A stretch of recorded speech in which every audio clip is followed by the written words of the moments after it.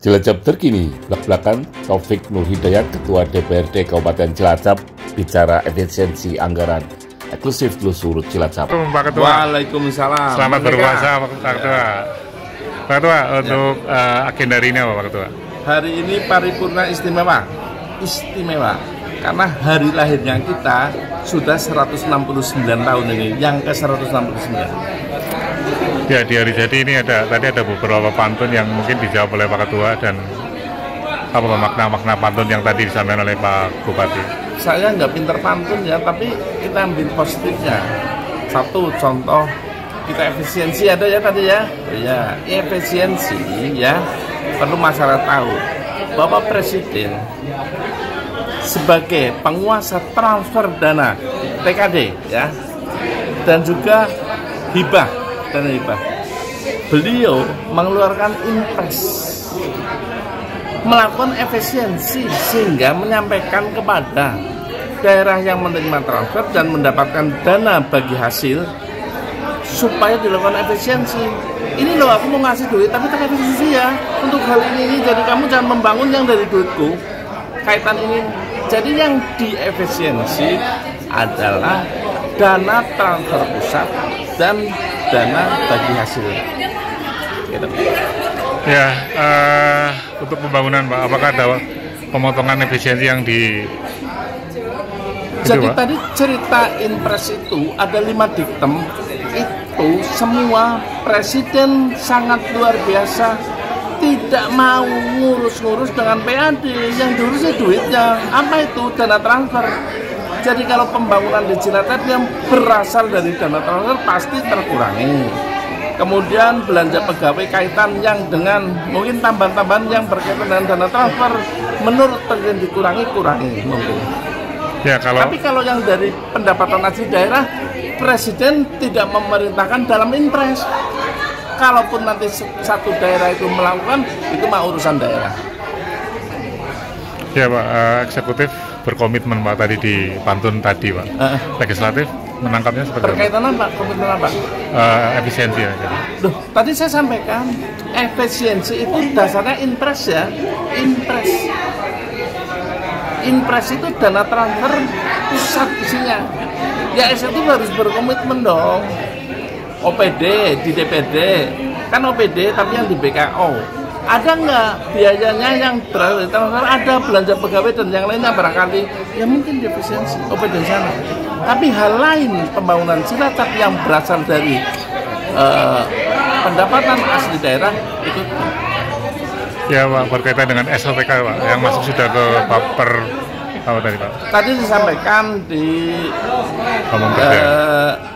jadi gini ya, peraturan daerah itu setiap tahun yang mau dilakukan sudah masuk di dalam Propemerda yang disahkan sebelum APBD tahun depannya itu disahkan.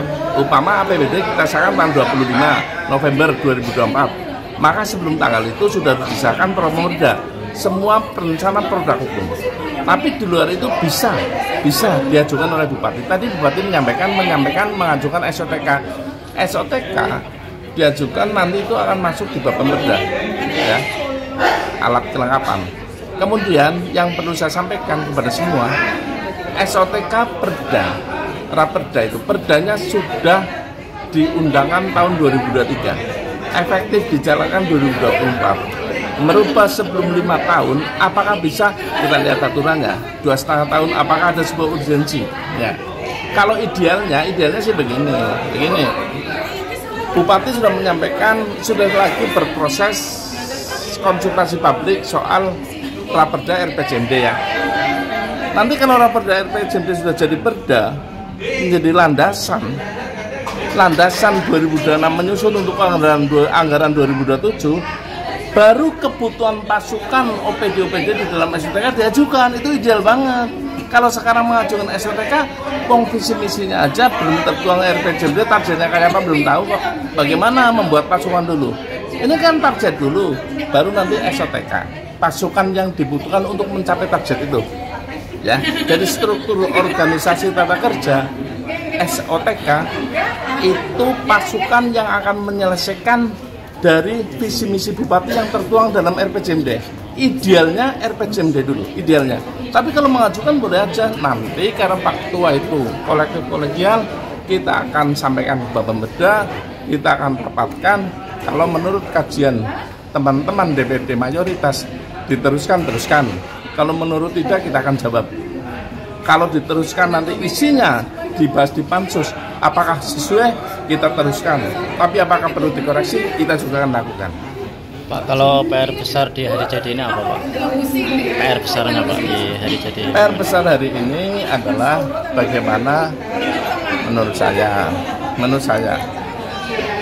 hari ini selalu disampaikan pilkada sudah selesai, pilpres sudah selesai, pemilu sudah selesai. Kan selalu pada menyampaikan. Tapi kita jangan masuk ke dalam al-munafikun ya. Golongan orang yang tidak selaras antara bicara dan kelakuan. Maka kalau sudah bicara selesai, satu bicara selesai, pemimpin kita adalah bupatinya Pak Samsul, partainya selesai, maka jangan ada suasana juga yang lainnya termasuk warna. Kalau masih suasana warna, nanti jangan-jangan begini, pilkada selesai ya, pemilu selesai ya, tapi belum selesai yang menyampaikan gitu ya. Kalau memang iya, termasuk kebijakan, jangan sampai karena kemarin tidak dukung, nanti kita nggak dukung. Jangan. Bulan puasa, bulan Ramadan, kemudian kita hari jadi ini ke 169, itu menjadi kita dewasa apa? Perenungan. Setiap ucapan harus sesuai dengan tindakan kita. Ya, saya Ketua PD Perjuangan, calon bupatinya kalah, selesai. Terus apakah semua harus warna merah? Tidak. Kalau kita masih bicara warna, kalau untuk di legislatif masih karena ada fraksi, notabene susah. Tapi kalau di eksekutif, pesan yang paling urgensi adalah merenung semua pihak untuk selesai. Pilkada sudah selesai, yang kemarin mendukung 01, mendukung 02, mendukung 04, jangan terus dilihat itu bukan pendukung 03.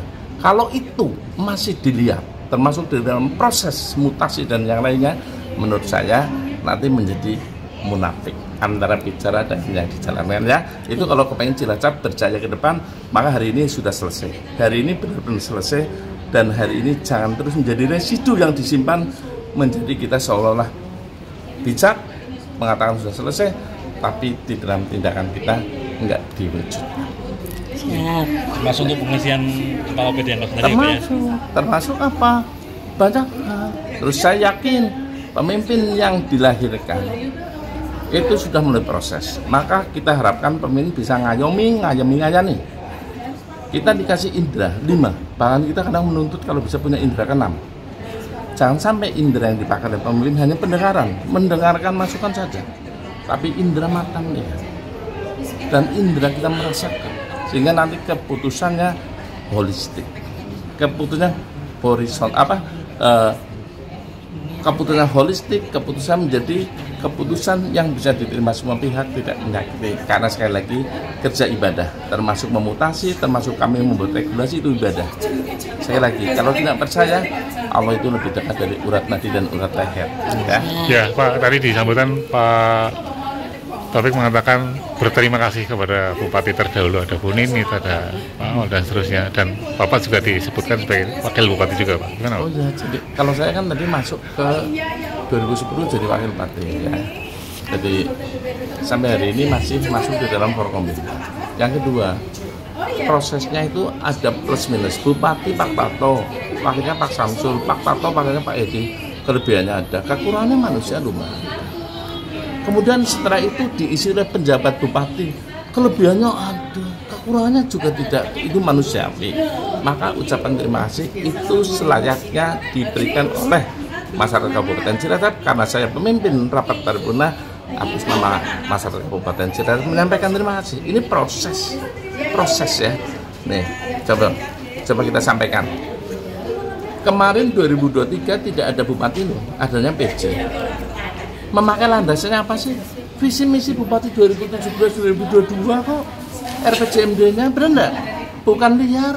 Hari ini masih menggunakan visi misi Pak Tato loh ya. Bukan visi misi sekarang loh. Visi misi Pak Samsul nanti. Lagi berproses dibuat perda. Ini supaya masyarakat teredukasi. Jangan seolah Bupati dilantik visi misi masuk. Bukan. ini lagi diajukan, kemarin kan teman-teman dia juga melihat tanggal 19 mulai konsultasi publik ya berkaitan dengan rancangan awal RPJMD, karena itu di dalam Permendagri 86 pasal 42 disebutkan paling lambat 1 bulan sejak dilantik sudah harus ada proses konsultasi publik. Dasarnya Permendagri, dan Permendagri 86 nomor 72 disebutkan 6 bulan paling lambat sudah ditetapkan setelah melalui konsultasi melalui fasilitasi gubernur. Dan ini regulasi ke jalan ada relnya loh, enak-enak saja kok, selama itu bakaran enak kok. Siap. Yang terakhir Pak Taufik pernah jadi pengusaha, wakil bupati dan ketua DPRD. Yang Pernah nganggur. Yang paling enak mana Pak? Semua enak. Jadi gini, menurut saya konteksnya apa? Konteksnya mengabdi. Konteksnya apa? Pada saat saya tidak di pemerintahan, tidak di DPRD, tidak di pengusaha, saat saya menjadi pekerja, saat saya kerja menurunkan pasir dari truk saja, itu nikmat. Jadi nikmat itu di dalam pikiran dan hati kita, di mana-mana. Nah, tergantung kita melihat sisi enaknya dari mana. Gitu ya. Jadi sekali lagi, saya dari dulu sampai sekarang menikmati yang saya dapatkan, yang diberikan Tuhan, rasa semuanya enak, semuanya nikmat dan semuanya berkah. Masih kepengen jadi bupati Pak? Kalau kepengen, saya pengennya kadang jadi presiden tapi nggak punya dananya ya. Gubernur ya tak hitung-hitung duitnya nggak cukup. Ini hari jadi loh Pak, 169 sakral loh. Iya. Mau kepengen jadi bupati. Kalau kita kepengen kan, saya yakin masyarakat Kabupaten Cilacap juga kepengen lah, mau jadi apa saja kepengen ya. Tapi kadang kita kan berpikir ukuran kita. Jadi kalau saya hari ini bersyukur jadi ketua DPD Cilacap itu orang pinter banyak, orang yang ijazahnya sampai sarjananya S-nya berapa banyak, orangnya baik banget banyak. Kok hanya Taufik sekarang yang bisa jadi ketua DPD? Itu kalau bukan Tuhan apalagi. Maka yang ada cara bersyukur serta menjadikan ketua DPD menjadi yang lebih amanah. Dari yang amanah harus jadi lebih amanah. Itu. Oke. Terima kasih. Merdeka. Tim Liputan Jurnal Media melaporkan, like, subscribe, share, dan komen.